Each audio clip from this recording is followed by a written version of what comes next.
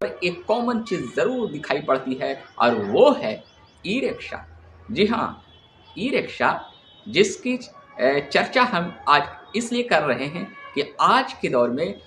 लोगों के लिए, स्पेशली जो है मिडिल क्लास वर्ग के लिए, कई लोगों के लिए रोजगार और आमदनी का एक बहुत बड़ा जरिया बन गया। जी हाँ, ये सच है कि ई रिक्शा से आजकल लोगों को जो आमदनी और रोजगार का माध्यम बना है वो हमें कई चीज़ों को बता रहा है। सड़कों पर जो है ई रिक्शा की एक जैसी बाढ़ आ गई है और उससे जो है जाम जैसी परिस्थिति कई जगहों पर होती है और लोग उसके लिए ई रिक्शा को दोषी देते हैं। पर दूसरी तरफ देखा जाए तो यही ई रिक्शा आज के दौर में आमदनी का एक बहुत बड़ा जरिया बन गया है और ये बता रहा है, ये इंडिकेट कर रहा है भारतीय समाज में कि भारतीय समाज के ऐसे तमाम कई लोग जो हैं आजकल जो है डेली लाइफ में अपनी अलग अलग क्षेत्रों में, चाहे वो कई जगहों पर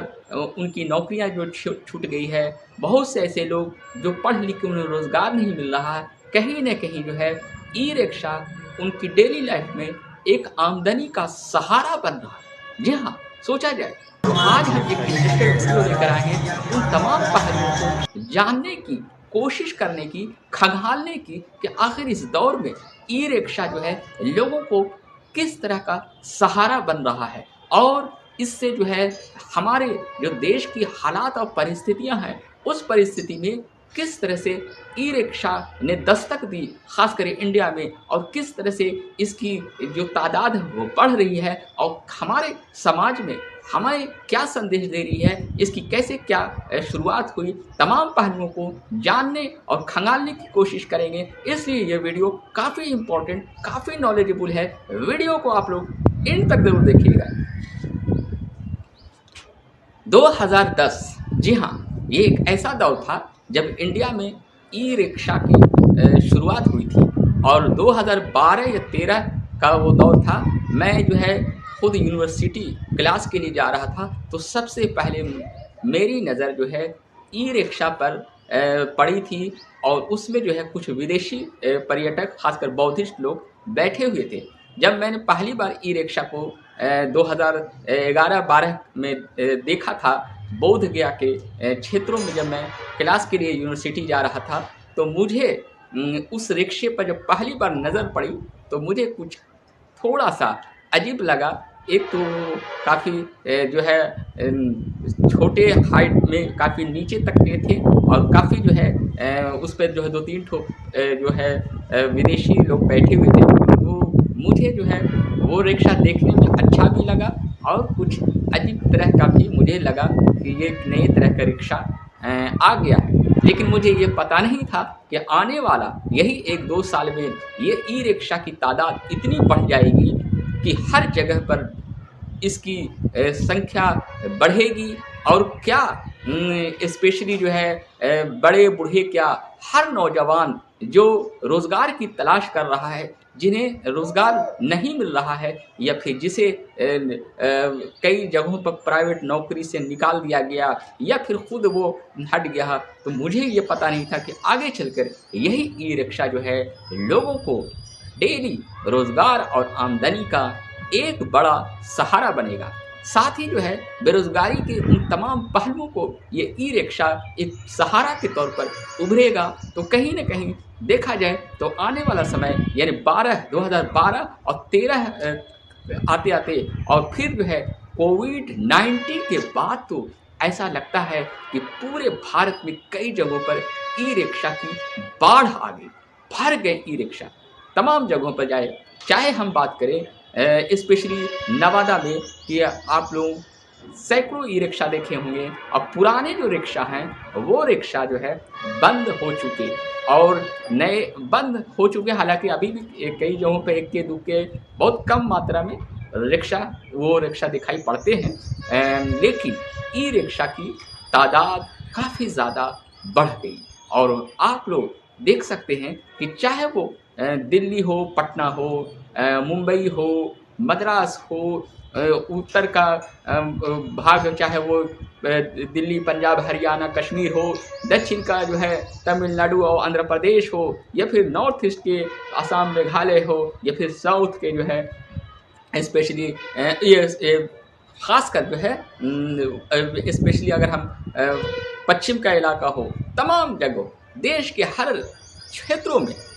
नॉर्थ ईस्ट साउथ वेस्ट हर क्षेत्रों में हर जगह आपको एक कॉमन चीज़, एक चीज़ ज़रूर दिखाई पड़ेगी, और वो है ई रिक्शा। जी हाँ, आप लोग जो है बड़े बड़े शहरों में, महानगरों में, मेट्रो सिटियों में आप लोग बड़ी बड़ी करोड़ों रुपयों की कार देखे होंगे, नज़र पड़ी होगी, लेकिन एक कॉमन चीज़ के तौर पर अगर हम बात करें तो वो ई रिक्शा ही है। अब हम बताने की ये कोशिश कर रहे हैं कि आखिर जो है 2015 के बाद अगर हम देखा जाए तो कई जगहों पर ई रिक्शा काफ़ी ज़्यादा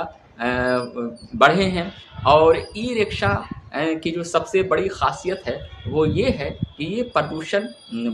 मुक्त के तौर पर ज़्यादा लोगों को के हिसाब से है। पुराने जो डीजल वाहन से जो टेम्पू ये सब चलते थे उसमें साउंड काफ़ी ज़्यादा, आवाज़ें काफ़ी ज़्यादा और ज़्यादा प्रदूषण भी वो देते थे। लेकिन ई रिक्शा जो बैटरी पर स्पेशली आधारित ये ई रिक्शा है, तो कहीं न कहीं साउंड की अगर हम बात करें तो उतनी आवाज़ें नहीं हैं। हालाँकि जो है थोड़ा-सा आवाज़ तो इसमें भी आती ही है, तो इसीलिए लोग देहाती भाषा में इसको जो है टोटो कहते हैं। जी हाँ, टोटो, टुक-टुक जो भी इसको बोला जाए, ये दो स्पेशली टोटो के नाम से लोग इसका एक नाम दे दिए देहाती भाषा में। कुछ लोग इसे टुक-टुक भी कहते हैं, और बोलने का अलग-अलग अंदाज़ है ये ई रिक्शा।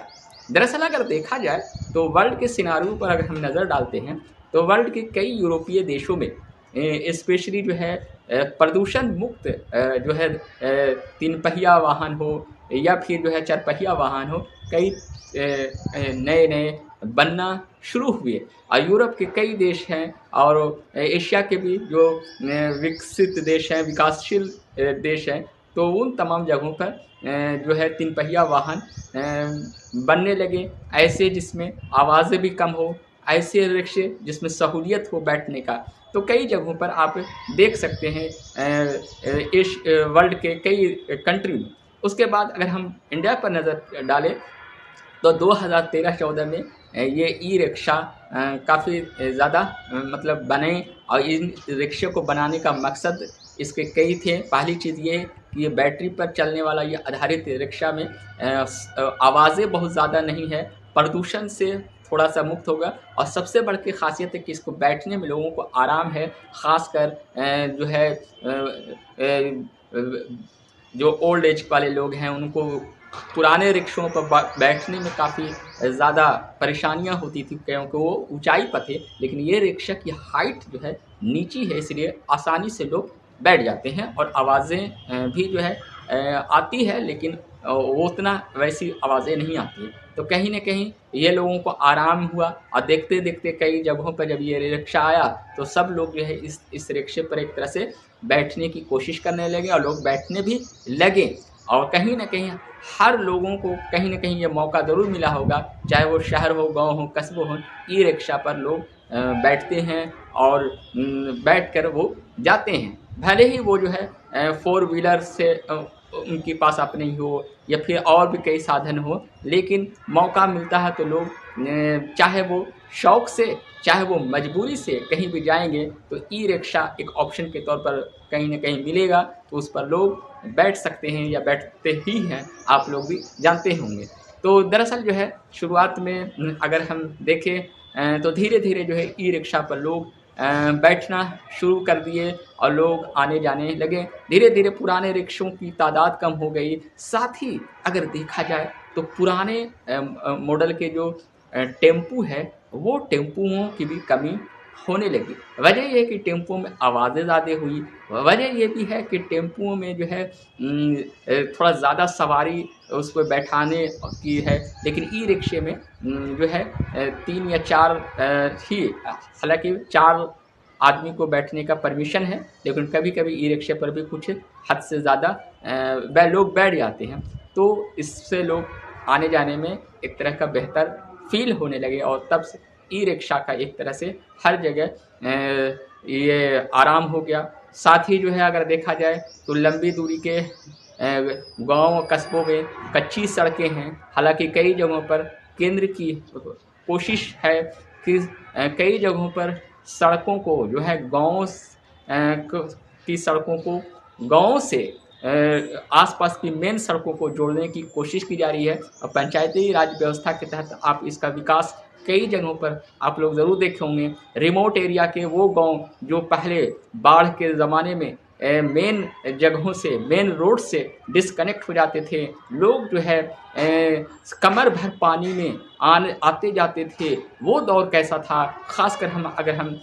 80 और 90 के दशक की हम बात करें, कई जगहों पर रिमोट में दूर दराज में ग्रामीण लोग रहते थे, उन्हें कई तरह की कठिनाइयाँ होती थी और उस टाइम जो है न तो सही से कच्ची सड़कें थी और न ही जो है इस टाइप का कोई ऐसा रिक्शा था इस टाइप का, तो कहीं ना कहीं लोगों को आने जाने में परेशानी होती थी। पर आज कच्ची सड़कें हों या फिर पक्की, कई जगहों पर गाँव से रिमोट एरिया से जोड़ने की कोशिश की गई और उसी ग्रामीण क्षेत्रों में दूर दराज में ये ई रिक्शा भी लोगों के लिए काफ़ी बेहतरीन ऑप्शन के तौर पर साबित हो रहा है। लोग बैठ कर लोग आते जाते हैं,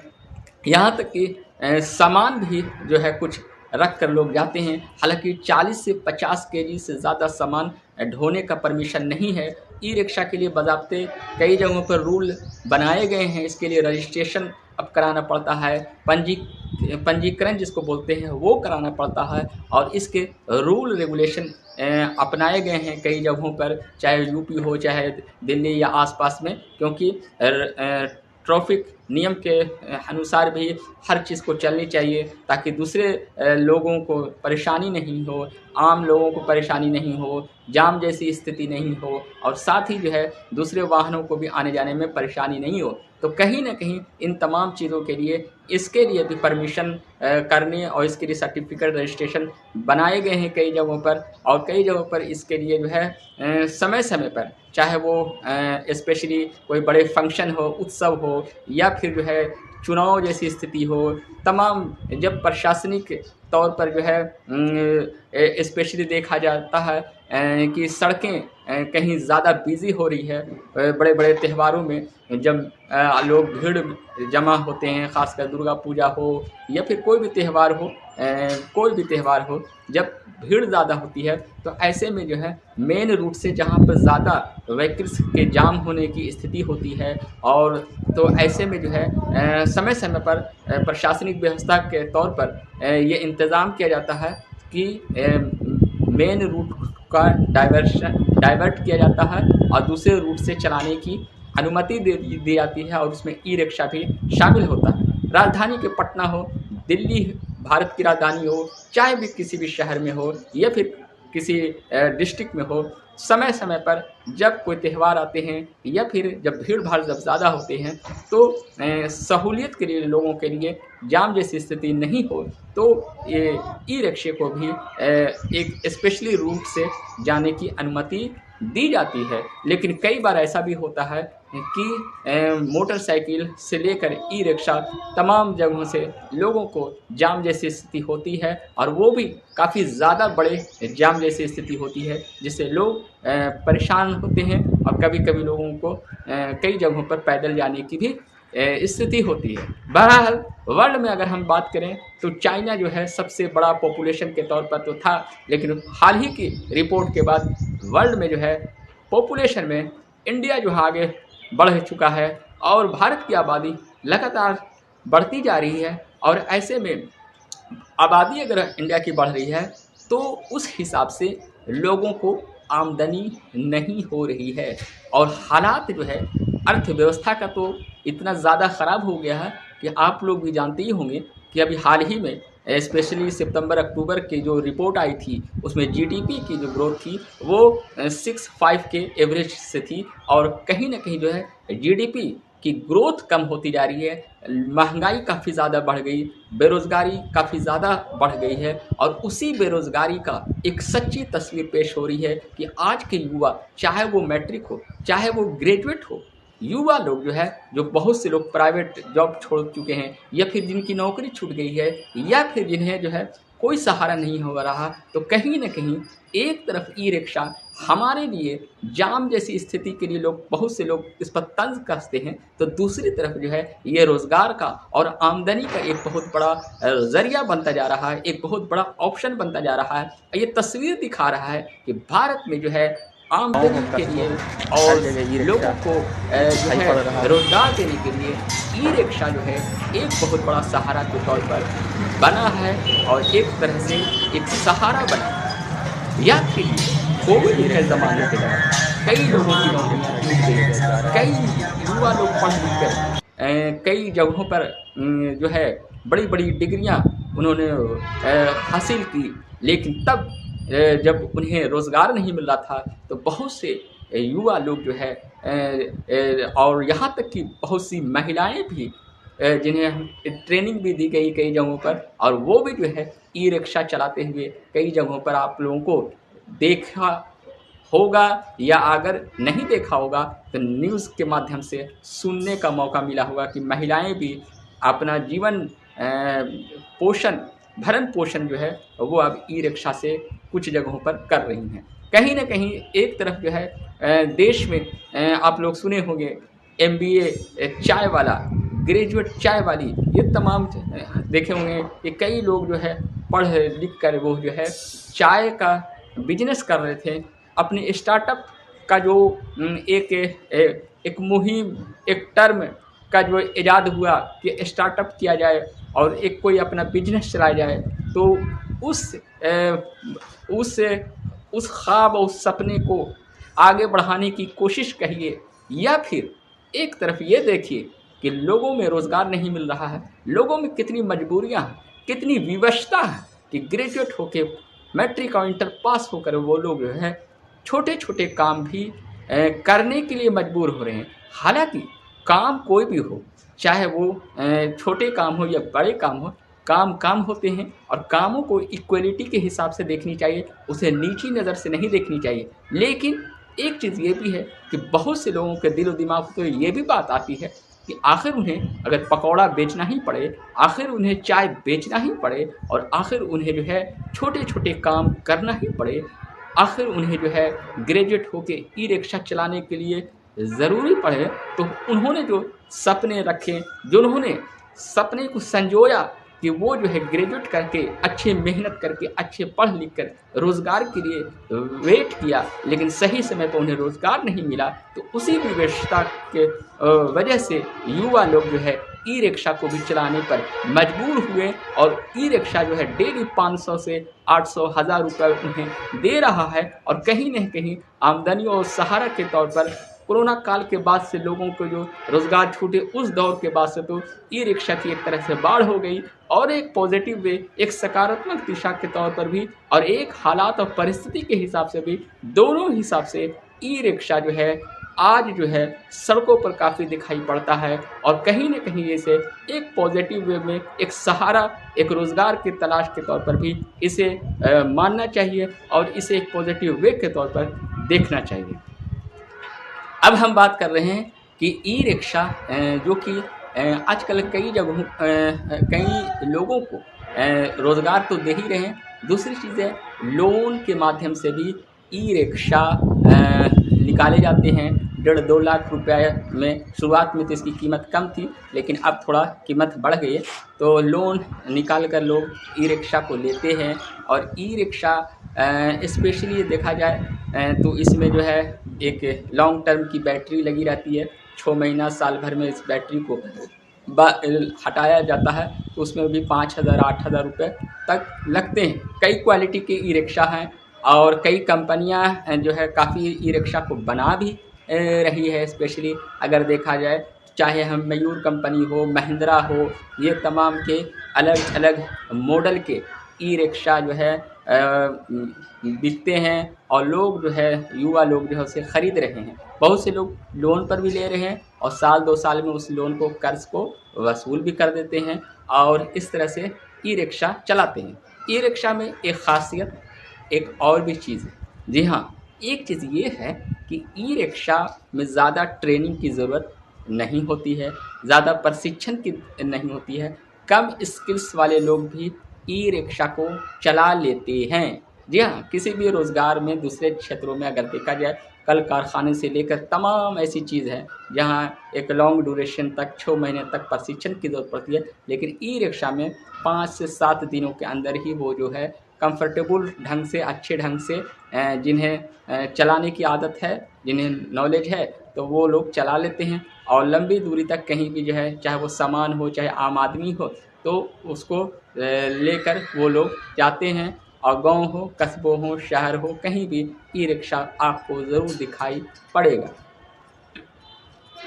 अब हम ये भी बात बताने की कोशिश कर रहे हैं कि आखिर ई रिक्शे के क्या क्या नियम भी हैं। जी हाँ, ये भी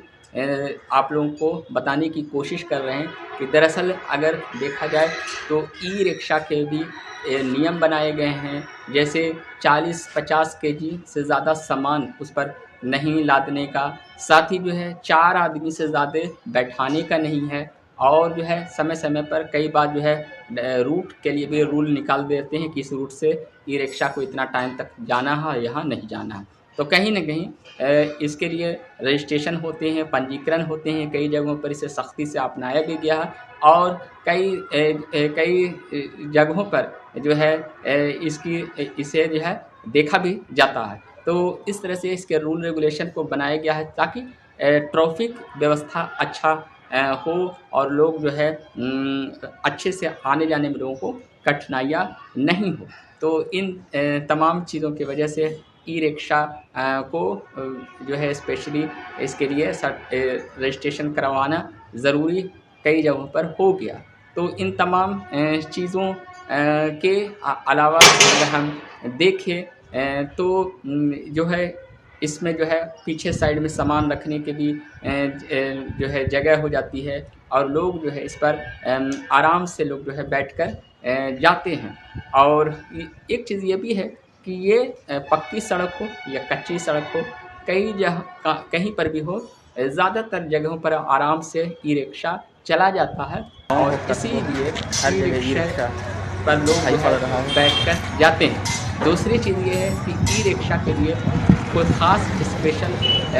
जो है ज़्यादा लोगों के लिए वेट भी नहीं करना पड़ता। कई जगहों पर आप लोग देखते होंगे कि ई रिक्शा पर कोई एक ही लोग बैठ कर चले जाते हैं। किसी भी रूट में, देहातों में, गाँव में, कस्बों में अगर कहीं भी जाना हो तो ई रिक्शे पर लोग बैठकर जाते हैं। भले ही बड़े-बड़े शहरों में ख़ासकर फेस्टिवल के दौर में जो है मेन रूट पर ट्रैफिक जो नियम है वो होते हैं, लेकिन ऐसे अगर हम देखें तो गाँव और कस्बों, ये तमाम जगहों पर किसी भी फैमिली के लोगों को किसी भी जगह पर आने जाने में ई रिक्शा एक बेहतरीन विकल्प के तौर पर है। और एक चीज़ और भी है कि गर्मी में ख़ासकर वो पुराने अंदाज वाले मॉडल वाले जो रिक्शे थे, वो जो है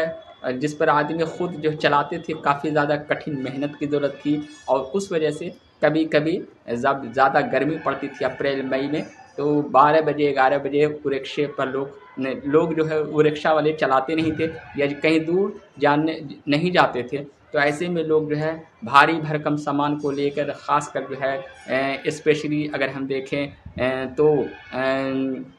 शादी विवाह के टाइम लोग जो है खड़े रहते थे घंटों, और उसके बाद जो है रिक्शे का इंतज़ार करते थे, और रिक्शे मिलते नहीं थे। प्यास से उनकी हालत ख़राब होती थी, परेशान रहते थे। अगर कहीं बड़े शहर से आ रहे हैं, भीड़ भाड़ है और गाँव कस्बों जाना पड़ रहा है, तो पैदल लोग जाते थे, सामानों को ढोते हुए पैदल उनका कारवां रहता था। काफ़ी तकलीफ़, काफ़ी परेशान होते थे, और बहुत से रिक्शे वाले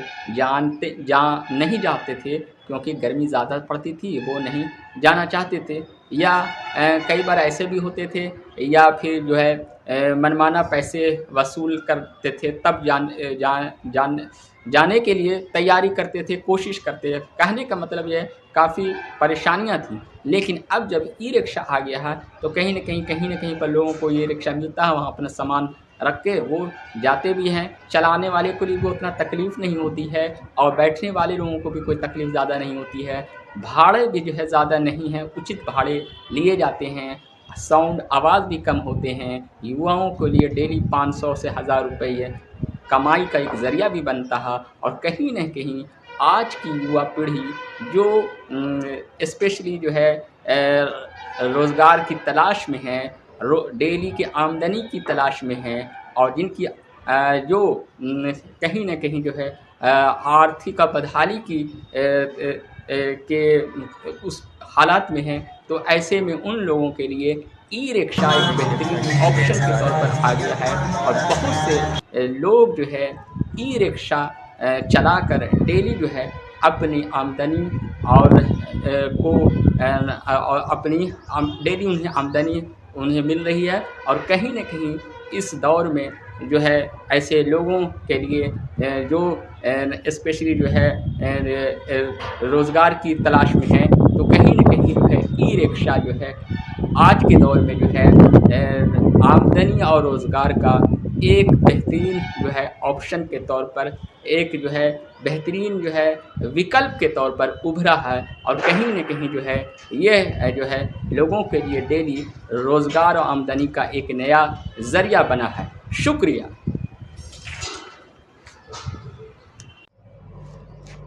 हाय फ्रेंड्स, जिस तरह से ई रिक्शा को हम लोग जब सड़कों पर देखते हैं और कहीं न कहीं इसकी तादाद बढ़ रही है, तो कहीं न कहीं ये ज़रूर ये है हमें दिखा रहा है कि किस तरह से बेरोज़गारी बढ़ रही है। लोग जो है ई रिक्शा को चलाकर आमदनी और रोज़गार का एक नया विकल्प के तौर पर ये उभरा हुआ। और कहीं न कहीं चाहे वो युवा वर्ग हो, ओल्ड एज हो, पढ़े लिखे हो, बहुत से लोग जो है मजबूरी में या फिर कहा जाए तो उनकी विवशता इस बात से झलकती है, और तब वो जो है कई लोग जो है ई रिक्शा चला रहे हैं। तो कहीं न कहीं ई रिक्शा एक पॉजिटिव वे में देखा जाए तो आमदनी और रोज़गार का एक बेहतर जो है ज़रिया बना है। बे और ऐसे में हम कह सकते हैं कि बेरोज़गारी के अंधेरे में न घबराओ, बेरोज़गारी के अंधेरे में न घबराओ, मेहनत के रास्ते खुद रोशन बनाओ, मेहनत के रास्ते खुद रोशन बनाओ। ई रिक्शा है एक नई राह तुम्हारी, ई रिक्शा है एक नई राह तुम्हारी, अब न रहेगी जेब तुम्हारी खाली, और अब न रहेगी जेब तुम्हारी खाली। जी हाँ, शुक्रिया। ई रिक्शा जिस जगह जा रहा है, गाँव हो कस्बों हो, हर जगह ई रिक्शा दिखाई पड़ रहा है।